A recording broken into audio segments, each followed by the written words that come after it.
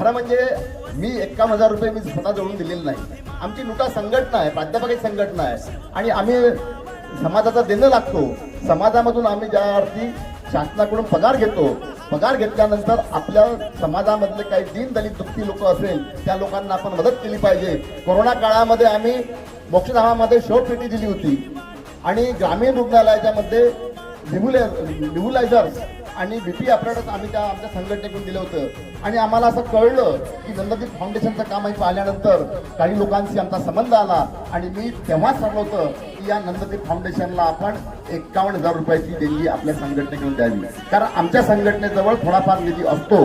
हा निधी चांगल्या कामाला लागला पाहिजे, सामाजिक कामाला लागला पाहिजे, हा त्यामागचा उद्देश आहे. कारण आमचे संघटनेचे जे नेते आहेत आदरणीय बीटी देशमुख साहेब, हे बीटी देशमुख साहेब सुद्धा निस्वार्थ काम करतात. आपल्याला माहित आहे विदर्भामध्ये ज्या मोठ्या काही लोकांचं जे काम असतं राजकारणामधलं त्यामध्ये बीटी देशमुखांचं नाव घेतलं जातं आणि त्यांच्या प्रेरणेतूनच आम्ही अशा प्रकारचं काम करतो. त्यांच्यापासून आम्हाला प्रेरणा मिळाली.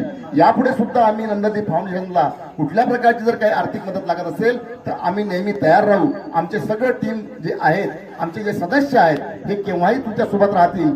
आपल्या या सगळ्या कामाला आम्ही सलाम करतो आणि आपण जे काम करत आहात हे काम निरंतर राहावं अशी अपेक्षा करतो आणि या ठिकाणी मला बोलावलं त्याबद्दल आपले आभार मानतोय. थांबतो. धन्यवाद.